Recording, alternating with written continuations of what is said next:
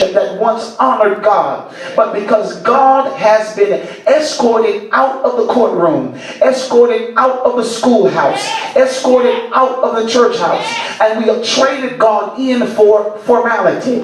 As long as we recognize our laws formally, we are fine with dismissing the presence of God and the principles of God out of the courtroom. As long as our children behave the way we feel like they ought to behave, we are fine with not covering them with prayer in the schoolhouse. As long as we come into the house of God and our song is in the right key and our preacher knows how to intellectually verbalize and articulate an antiquated, outdated form of religiosity, we're fine with that, and we do not allow place for the real presence of God. And we have traded in God now for a form of godliness, denying the ability and the capacity and the power thereof. And because of this, in every place that God was, we are now witnessing terror establish a brand new altar. And a spirit of murder is walked into every institution in this nation. And what God is saying now, over the next 4 years, we've only got 4 more years. We've got 4 years of plenty left in America. And after 4 years of plenty, there's going to be a famine in this nation. This is a prophetic word. This is a prophetic word. The Lord spoke to me right here in this building. I was pastoring here in the city of Longview before I left this place, and the Lord sent me to another region. I was pastoring here, and I stood right here on this platform, right here in this spot, and God told me while President Obama was still running for president, God said that I have called him and I'm going to raise him up and establish him as the president of America. And not only is he going to be elected as president, but he will serve 2 terms, 2 consecutive terms. And these 2 terms are going to be 8 years of plenty for the country of America. But immediately following those 8 years, God said America is going to experience a famine. And this famine is going to be very unusual, and it's going to be something like America has never seen before. And God said, think not and do not be confused by those who will politically try to satirize and deceive you with their political agendas. Because America is not broke. And America is not in danger of being broke. Somebody say glory to God. Glory to God. But God said, I have hidden the wealth of America in secret places. And I heard God say that I am going to bless the people of God. I'm going to bless my faithful. For in the time of famine in this nation, I'm going to divinely raise up those who have been faithful to me, and I'm going to honor them. And I will provide for them in unusual ways. This is the word of God, a prophetic word to those who have really been waiting on God. And you have watched the wicked prosper as if there is no God. And God told me to tell you, do not become weary at the appearance of the wicked. And don't you feel as if I am a rewarder of those who wallow in sin. God told me to tell you tonight that the verdict is not out yet. Tell somebody to say the verdict is not out yet. God said that in this time of famine, I am going to bless my people. I'm going to provide for my people. And I'm going to prosper my people. Tell somebody and tell them get ready. Tell somebody on the other side and tell them get ready. I want to let you know that God is about to do a new thing. But while we are yet in a season of plenty right now, God told me to tell you that we must and you must position yourself. You must position yourself to fix your thoughts. Because while we are yet heading and racing toward this famine, which will last 8 years, just as there will be 8 years of plenty, God said there will be 8 years of famine.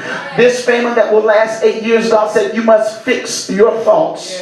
Because we're going to witness all type of things and unusual occurrences happening in this country. We're going to witness this country turned upside down.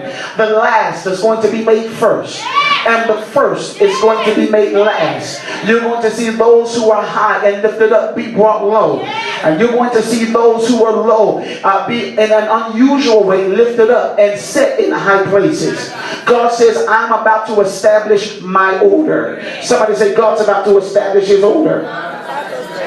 God sends Elijah to the king Ahab and said, Ahab, because of the sin of this nation that you have led them into, God says, I'm going to shut up the heavens, that there will be no rain, and I'm going to shut up the earth, that there will be no dew. And he said, until the word of God comes again. If God were to shut up the heavens, that means there will be no rain coming out of the sky.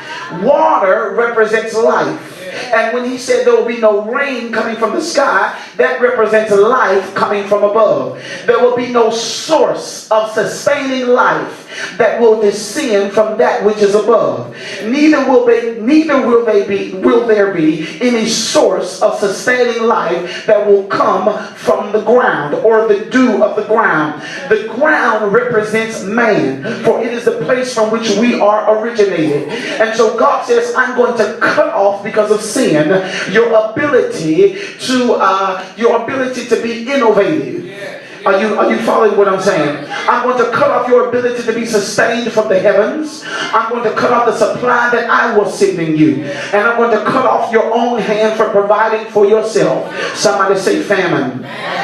It's a hard thing when you can't help yourself and God won't send you any help. You see, that's why we've got to learn how to be faithful to God right now. Because if you don't learn how to be faithful to God right now, what are you going to do in the midst of a famine? What are you going to do when hard times set in if you don't know how to be faithful to God in the middle of good times? That's why he said, if you just be faithful over few things, I know how to raise you up and make you ruler over many. Somebody say, thank you, Lord. And so now he says, now I'm going to cut off. He told Ahab, he said, God's going to cut off your ability to be sustained from that which is above, and your ability to be sustained from that which is beneath you. That is the heavens represents that which is spiritual. The earth represents that which is natural. In other words, there will be nothing coming from the heaven, and there will be nothing coming from the natural, nothing coming from the spiritual, nothing coming from the natural. You will be in a place that is hard and barren and stricken as if it is a wilderness. God speaks this to Ahab. Ahab listens to it and he doesn't know how to receive it. And then the word of the Lord comes to Elijah, and he says, God says, Elijah, because you are my prophet, he says, I want you to go and I want you to hide yourself by the brook Kerith, for I have commanded the ravens to sustain me there. God now speaks something very prolific. He says, there's famine that is going to set in the land, but I want you to be hidden. Some of you are wondering why you have been isolated for a season in your life. And you are wondering why God has put you by circumstance in a place where it seems like you can't reach others and others can't reach you. God says, I hid you for a season. But the thing that I love about God is that even though he isolates you, he knows how to get to you everything that you need. Does anybody know what I'm talking about? He says, Elijah, I want you to go to the brook Kerith, for I have commanded ravens to sustain thee. A raven is a scavenger. A raven is something that waits upon an animal to die. It's a bird that waits upon an animal to die. It doesn't kill anything, but it waits upon a weak or wounded animal to die. And then after it's dead, it will go down, and sometimes it doesn't even wait till it's dead. It will wait until it can't move, and it will go in and pick the eyes off of the animal to impair its vision. And then it will begin to pick the flesh and eat from the flesh. So we're talking about a ravenous, a scavenging animal. This is not the type of bird that shares its find or its food. This is the type of bird that will fight other ravens just to hold on to what it has found. And God says, I've commanded something that doesn't share to feed you. I've commanded something that doesn't give to you. I've commanded something that never yields to yield to you. It kind of reminds me of when the children of Israel were in the wilderness and God spoke to Moses and said,